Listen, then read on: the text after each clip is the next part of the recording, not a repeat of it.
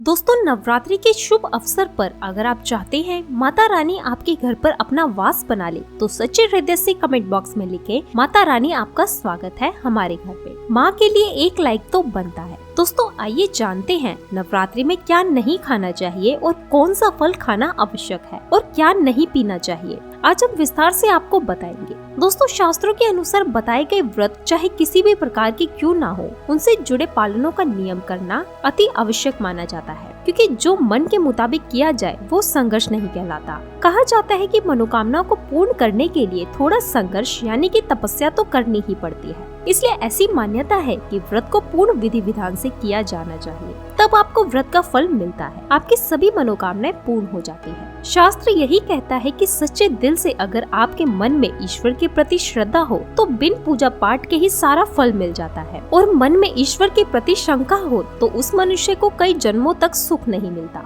भागवत गीता में भगवान श्री कृष्ण ने स्वयं कहा था, जो मनुष्य सच्चे हृदय से ईश्वर को पुकारता है तो उसका नाता उस शक्ति से जुड़ जाता है जिसे आपने सच्चे हृदय से पुकारा था। इसलिए भगवान भी कहते हैं कि सच्चे हृदय से ही ईश्वर को पुकारे तो वो आपकी हर मनोकामनाएं पूर्ण करते हैं। कई लोग ऐसे हैं जो भगवान के सामने घंटों पूजा पाठ करते हैं तथा रोते हैं, फिर भी भगवान उनको कभी नहीं सुनते। दरअसल जब आप सच्चे मन से ईश्वर को पुकारते ही नहीं है तो भला वो आपकी पुकार कैसे सुनेंगे। ये तो थी वो बातें जो भक्त और भगवान के बीच की हैं। अब हम जानते हैं नवरात्रों के दौरान क्या नहीं खाना चाहिए और क्या नहीं पीना चाहिए और कौन सा फल खाने से व्रत संपूर्ण और सफल हो जाता है। दोस्तों, हमारे चैनल को सब्सक्राइब जरूर करें और बेल आइकन को दबाना ना भूलें। आइए शुरू करते हैं। दोस्तों, नवरात्रि के दिन सेब जरूर खाना चाहिए। शास्त्रों में बताया जाता है कि भगवान के भोग में सेब आदि जरूर अर्पित किया जाता है। अगर आपका व्रत है तो आपको सेब जरूर खाना चाहिए। केला, पपीता, तरबूज और मीठे अंगूर जरूर खाने चाहिए। इन फलों से व्रतधारी को शक्ति मिलती है और व्रत संपूर्ण हो जाता है। शास्त्रों में बताया जाता है कि नवरात्रों के दिनों में सीताफल जरूर खाना चाहिए। सीताफल खाने से 10 ऐसी बीमारियां हैं जो खत्म हो जाती हैं। माना जाता है कि नवरात्रों के दिनों में सीताफल का घर में प्रवेश होना बड़ा ही शुभ माना गया है। सीताफल खाने से नवरात्रि का व्रत सफल हो जाता है, क्योंकि इसमें माता सीता का आशीर्वाद मिला हुआ होता है।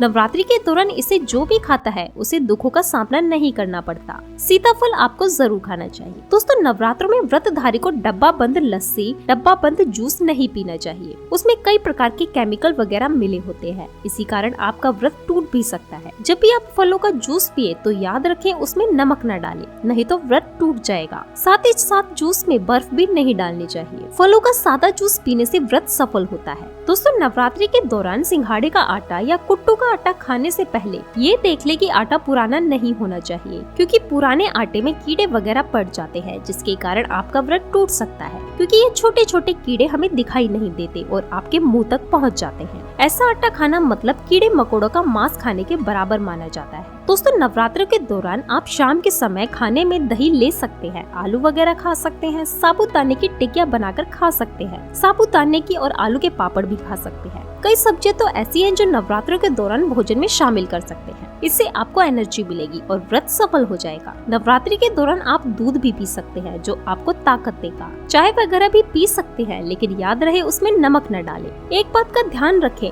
व्रतधारी को पेट पर खाना यानी गले तक भोजन नहीं करना चाहिए, नहीं तो व्रत रखने का कोई फायदा नहीं होगा। थोड़ा थोड़ा खा सकते हैं। दोस्तों, नवरात्रि के 9 दिन आदि शक्ति माँ दुर्गा को समर्पित होते हैं। नवरात्रि के 9 दिन माता रानी के 9 अलग अलग स्वरूपों का पूजन किया जाता है। नवरात्रि के 9 दिनों में माता रानी को अलग अलग स्वरूपों के हिसाब से अलग अलग पुष्प, अलग अलग भोग अर्पित किए जाते हैं। लेकिन क्या आप जानते हैं, कुछ ऐसी वस्तु हैं जिन्हें नवरात्रि के दौरान भूल कर भी माता रानी को अर्पित नहीं करनी चाहिए। अगर इन वस्तुओं को आप गलती से भी माता रानी को अर्पित कर देते हैं तो आपको व्रत और पूजन का पूर्ण लाभ नहीं मिलेगा। इसलिए माता रानी की कृपा प्राप्त करने के लिए आपको ये जानना अति आवश्यक है कि वो कौन सी ऐसी वस्तु हैं जो माता रानी के पूजन में भूल कर भी इस्तेमाल नहीं करनी चाहिए। तो आइए माँ का जयकारा लगाते हुए वीडियो शुरू करते हैं। दोस्तों, नंबर 1, नवरात्रि के दौरान शादीशुदा महिलाओं को सफेद कपड़े पहनकर पूजा पाठ नहीं करना चाहिए। साथ ही साथ काले कपड़े भी नहीं पहनने चाहिए, इससे पूजा व्रत आदि खंडित हो जाते हैं। माता की चौकी जब आप लगाए तो उसके नीचे कागज नहीं लगाना चाहिए। माता की चौकी हमेशा लाल कपड़ा बिछाकर ही बनानी चाहिए। हमेशा याद रखें, नवरात्रों के 9 दिनों तक व्रतधारी को अपना आसन माँ की चौकी के आगे ही लगाना चाहिए और वहीं पर आपको सोना चाहिए। मंदिर को नवरात्रों के दौरान अकेला नहीं छोड़ा जाता, बहुत ही अशुभ माना जाता है। इससे दुर्गा माता नाराज हो जाती है और हमेशा के लिए चली जाती है। दोस्तों नंबर 2, नारियल। हिंदू धर्म में नारियल को समृद्धि, श्रद्धा और सम्मान का सूचक माना जाता है। नारियल को श्रीफल भी कहा जाता है। नारियल को सुख समृद्धि में वृद्धि करने वाला माना जाता है। नारियल का हर मांगलिक कार्य में विशेष महत्व होता है। जैसे कि आप सभी जानते हैं कि माता रानी के कई मंदिरों में नारियल की बलि भी दी जाती है और माता रानी के पूजन में नारियल का इस्तेमाल भी हम सभी करते हैं। खासकर कलश की स्थापना नारियल से ही की जाती है। माता रानी के पूजन में हम नारियल इस्तेमाल करते समय कुछ गलतियां कर बैठते हैं। दोस्तों नारियल कई प्रकार के होते हैं। एक हरा नारियल, दूसरा जटा वाला जिसके अंदर पानी होता है। जिस नारियल के अंदर पानी होता है, माता रानी के पूजन में सदैव पानी वाला और जटा वाला नारियल ही इस्तेमाल करें। नारियल पूर्ण होना चाहिए।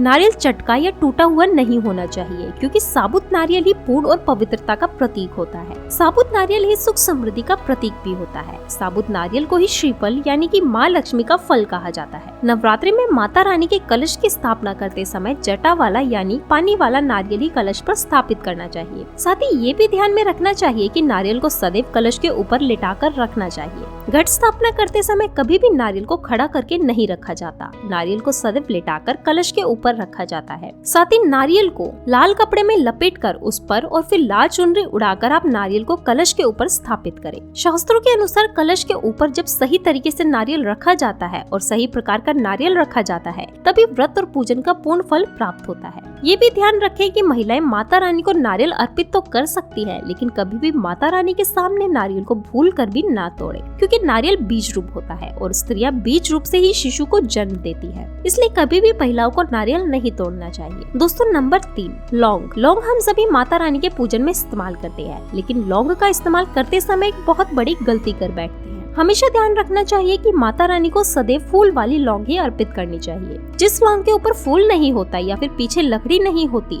आप माता रानी के पूजन में भूल कर भी इस्तेमाल न करें। फूल वाली लौंग को ही पूर्ण माना जाता है और माता रानी के पूजन में कोई भी अपूर्ण वस्तु, कोई भी खराब वस्तु या टूटे हुए अक्षत इस्तेमाल नहीं करने चाहिए। इसलिए सदैव माता रानी के पूजन में फूल वाली लौंग का ही इस्तेमाल करें। दोस्तों नंबर 4, तुलसी के पत्ते। माँ दुर्गा के पूजन में तुलसी पत्र का इस्तेमाल करना वर्जित माना जाता है। तुलसी पत्र के अलावा आंवला भी माता रानी को अर्पित नहीं करना चाहिए और दुर्वा भी माता रानी को अर्पित नहीं करनी चाहिए। दुर्वा भगवान श्री गणेश को अति प्रिय है। नवरात्रि में आप भगवान गणेश को दुर्वा अर्पित कर सकते हैं। भगवान विष्णु जी को तुलसी के पत्ते अवश्य अर्पित कर सकते हैं, लेकिन माता रानी को भूल कर भी तुलसी के पत्ते या दुर्वा अर्पित न करें। माता रानी को सफेद फूल भी अर्पित न करें। माता रानी को सदैव लाल रंग के फूल अर्पित करने चाहिए। लाल रंग के फूल माता रानी को अति प्रिय है। खासकर माता को गुड़हल और कमल के फूल अति प्रिय है। शास्त्रों में बताया जाता है कि माता रानी की 2 या 3 मूर्तियां या फोटो नहीं होनी चाहिए। इस बात का भी विशेष ध्यान रखें। माता रानी के पूजन में कोई भी खंडित चीजें इस्तेमाल न करें, जैसे कि चटका हुआ या टूटा हुआ दीपक या चटका हुआ कोई भी बर्तन। साथ ही ये भी ध्यान रखें कि लोहे और प्लास्टिक के बर्तन आप माता रानी के पूजन में इस्तेमाल न करें, क्योंकि प्लास्टिक चाइनीज बर्तन हड्डियों के पाउडर से मिलकर बनते हैं। ऐसा ना करें। ऐसे बर्तनों को माता रानी के पूजन से सदैव दूर रखें।